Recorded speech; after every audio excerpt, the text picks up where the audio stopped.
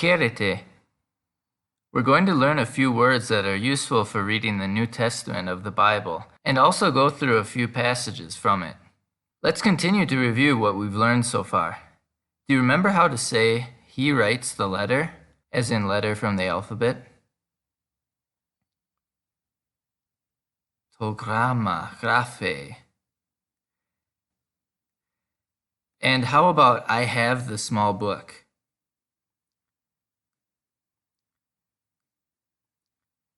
To βιβλίον μικρόν έχω. Since these are both neuter nouns, the accusative and nominative forms are the same. Even the word for the remains the same, to. But this doesn't happen for the masculine nouns, as we'll see in a moment. One form of masculine nouns ends this way. Angelos. Angelos. When there are two grammas, they make an ng sound. Do you know what this word means?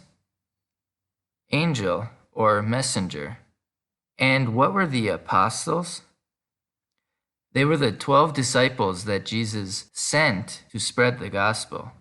So can you figure out this sentence? Apostelo ton angelon. Apostelo ton angelon. I send the messenger. Just like in Latin, the accusative form of masculine nouns matches the form of neuter nouns, but the form of the changes from to ton. This is how we can tell these nouns apart in the accusative form. And now here's a passage from the Bible in Greek. This is Matthew 11:10. Apostelo ton angelon mu. Apostelo ton angelon mu. I send my messenger.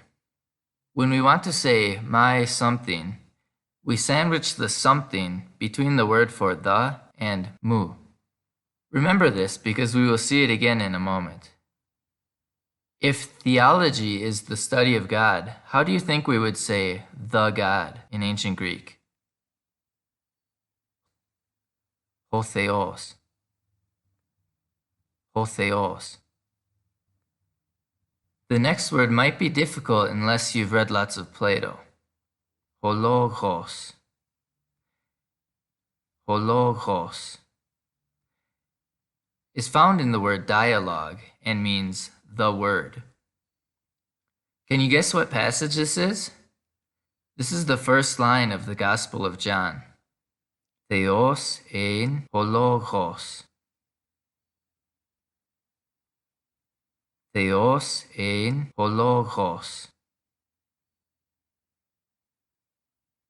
The Word was God.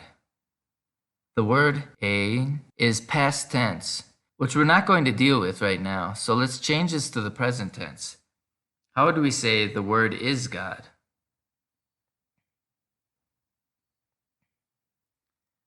Theos esti hologos. Something to note is that in this sentence, theos is not preceded by ho, the word for the. This is because the ho marks the subject. In ancient Greek, like Latin, word order does not change the meaning of the sentence. So although theos comes first, the ho in front of logos tells us that this means the Word is God and not God is the Word. In the next sentence, we'll see a difference between koine and ancient Greek. This is from Philippians 1:3 and reads, Eucharisto toi theoi mu. Eucharisto toi theoi mu.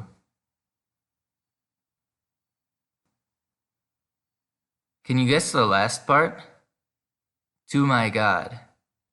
Remember, the omega with the iota below it is the dative form. So although toi looks like to, this means the.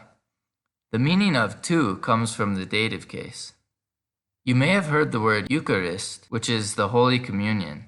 We can remember the meaning because in Corinthians it says, Jesus took bread, and when he had given thanks, he broke it.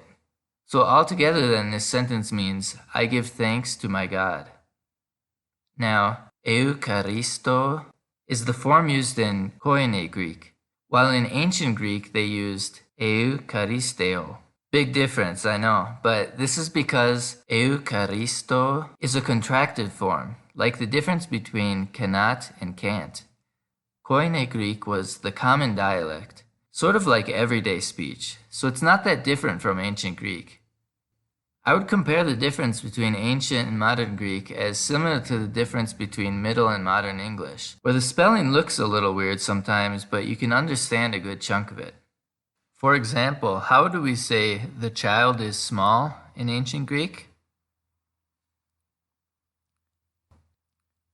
To paidion mikron estin.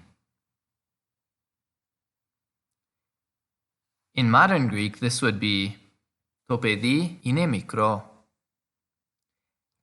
As you can see, there are some differences, but for some sentences, they are basically mutually intelligible.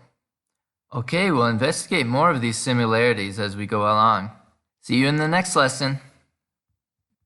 If you'd like to support the channel, there's a link to Patreon in the description box, or you can hit the join button below to become a member on YouTube. Thanks.